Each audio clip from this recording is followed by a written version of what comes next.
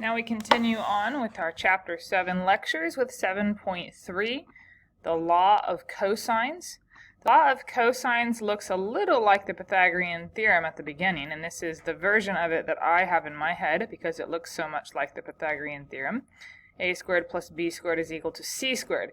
Indeed, if the angle is 90 degrees, then cosine of that 90 is 0, and therefore this entire expression here is 0. So you can use the law of cosines on a 90-degree angle, and it will revert back to the Pythagorean theorem. So the way I also remember this is that A and B are going to be the same letters that are used on the right-hand side in both cases.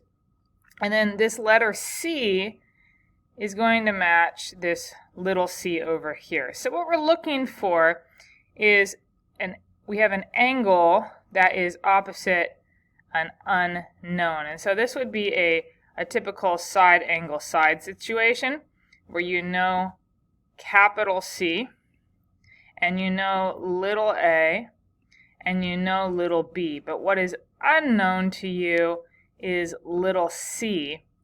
Or alternatively, you know all three sides, but you don't know an angle.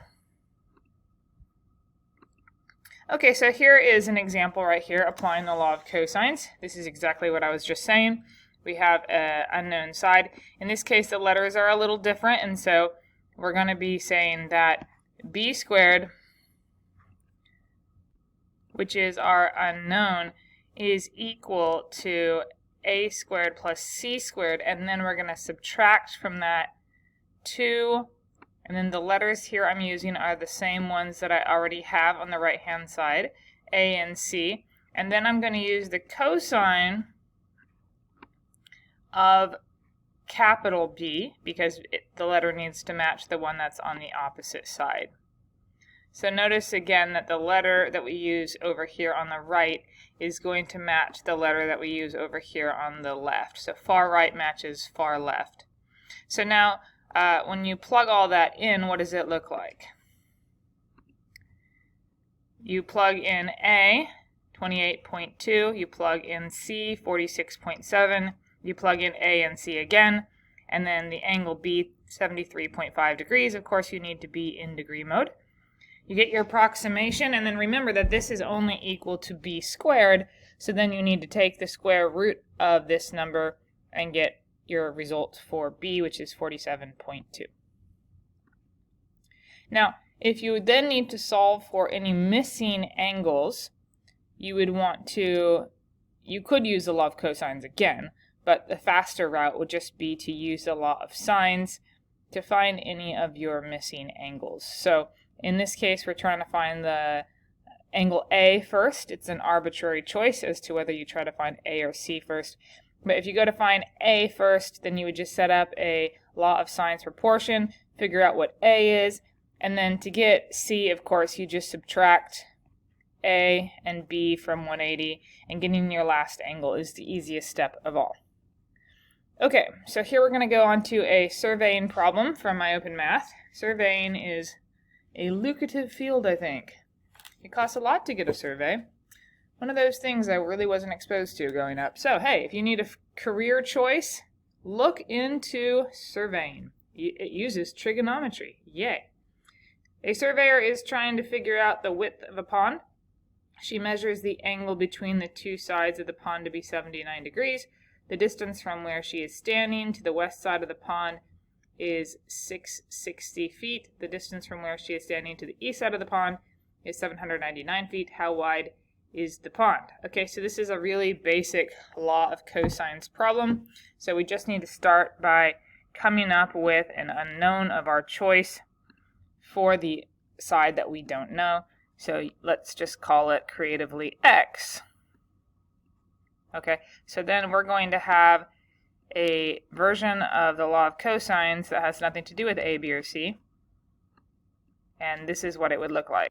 So you have x squared is equal to 660 squared plus 799 squared minus 2 times 660 times 799 again. And then we have the cosine of the angle that we know. This angle that we know is always going to be opposite the side that we are solving from. Otherwise, we would be using law of sines. So when do you use law of cosines? When you can't use law of sines. Simple enough answer. Okay, then we're going to type all that into the calculator. And I get that this is approximately 872759. And then when you take the square root of that number, then x, I'm just going to take the square root of the number on my calculator rather than this number on the screen, is approximately 934.2. Look at the other numbers on the screen. Does that seem reasonable? Yes, it does. I'm rounding to the nearest tenth. 934.2 feet. Let's see if we are correct. Yay!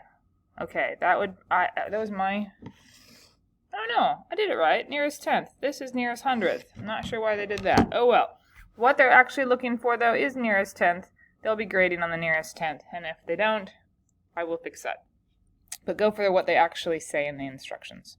Sometimes the answer that they give doesn't exactly match, but it's the number that MyOpenMath uses to validate your answer rather than the answer that it's actually looking for, which I know can be a tad confusing.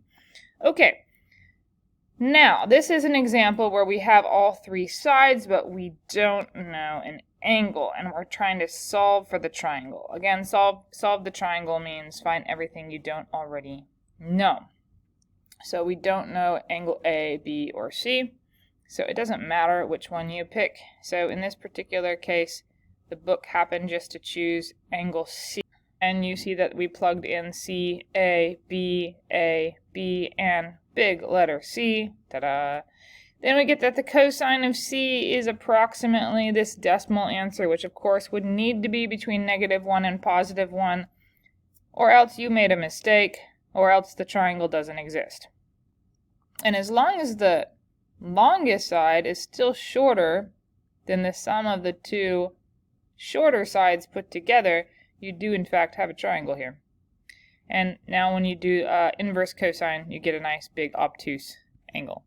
And then to find the other sides, you actually have two choices. Sorry, other angles. You have two choices. You can either use law of sines to figure out one of the other angles. And then, of course, you get the last angle by subtracting the other two from 180. Or you could repeat the law of cosines again. So you can use the law of cosines twice, or you can use law of cosines once and law of sines once. So it's a personal choice. Again, first step would be use law of cosines to find one of the angles. Then to find the second angle, you have a choice of either using law of sines or law of cosines. And then to get the third angle, use the triangle angle sum theorem. Okay, so a triangular field has side lengths of 34, 55, and 77 miles. Find the largest angle in degrees. Okay, so you don't have to label an actual field, but I happen to have one, so I'm going to do that. Here's my triangle. And now I want to say, all right, so 77 is going to be the biggest side. And then the next biggest side is 55. And the smallest side is 34. Why is it important to have a diagram? Because without a diagram, how are you going to label your unknown angle? The largest angle needs to have some sort of variable in your problem. So I don't care what you call it. I'm going to call this theta. So theta is going to be my largest angle. How do I know? Because the largest angle is always opposite the largest side. Largest angle opposite the largest side, and so on and so forth. Smallest angle opposite the smallest side, etc. Okay, so now we're going to go ahead and set up the law of cosines. So now remember that the angle you're trying to find is always going to be on the far right of the equation, and on the far left of the equation is the side opposite, see the side opposite the unknown angle always goes on the far left. So then what I would do is I would take the calculator and I would subtract 34 squared and 55 squared from 77. And that leaves me with 1748. And then I'm going to divide both sides of the equation by this -2 times 34 times 55. And then this number right here, if it's positive, will be an acute angle, and if it's negative, will be an obtuse angle because of the quadrant that you end up in. So now I'm going to take arc cosine. Make sure you are in degrees when you do this. Arc cosine of my answer. And I end up with that theta, which needs to be accurate to 2 decimal places, is approximately 117.86 degrees. Ta-da! And then we see that we got the answer right. Again, what they're looking for is only accurate to 2 decimal places, but the answer will sometimes go out a lot further than that. Okay, next question, or next concept. Heron's formula. Heron's formula is another way of getting the area of a triangle.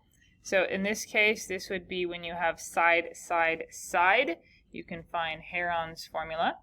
And the 3 side lengths are A, B, and C. And then S is called the semi-perimeter, and it's the sum of all of the sides divided by 2. Think of this. Semicircle is half of a circle. So semi-perimeter is half of the perimeter. And you use that value throughout. So here we have distances between cities, and we're trying to find the area of this triangle. So to do that, we first need to find the semi-perimeter, which means that we add up the 3 sides and divide by 2 once you get your semi-perimeter, which will either always be a whole number, well, that is if you have whole numbers here, will either be a number that is similar to the kind of numbers you have, or a 0.5, because you're just dividing by 2. You will not have to round. And then we're going to plug it in. So every occurrence of A, B, and C is representing a side length from the original triangle. So the original triangle had 262, 599, and 834. It's an arbitrary choice as to which one of those is A, B, and C. And then every occurrence of S is replaced by that semi-perimeter, 847.5. And you plug it in, and there you go. Okay, so there's my Heron. Isn't it nice? Poor Heron in a drought. Okay, so we're going to try to find all the answers for this one right here. So first of all, we find the semi-perimeter by adding up the sides and dividing by 2. And so that's going to be 34.5. And then remember that the formula itself, let's go back to the formula here. The formula itself, which I cannot flip back to without erasing everything I just did. Okay, hold on one second. Okay, problem solved. All right, S is going to be 34.5. So every occurrence of 34.5, we're going to plug in right like this for S. And then we need to take sides A, B, and C and plug them in, so it doesn't matter at all how you do it. Except that it says here, use the 3 sides in increasing order. So while normally it's a completely arbitrary choice as to which sides are A, B, and C, for this problem you need to use this 3 sides in increasing order. So 13 is the smallest. The next smallest is going to be 26. And then the next smallest, or the largest, is 30. So now the result here is that you have the product of 4 numbers in here. The first of these numbers is 34.5. The next number is going to be whatever 34.5 minus 13 is. That's 21.5. then you get 34.5 minus 26, which is 8.5. I don't know why I'm using the calculator. These numbers are easy. 34.5 minus 30 is, of course, 4.5. And now we're going to take the product of all those numbers. This one does warrant the use of a calculator.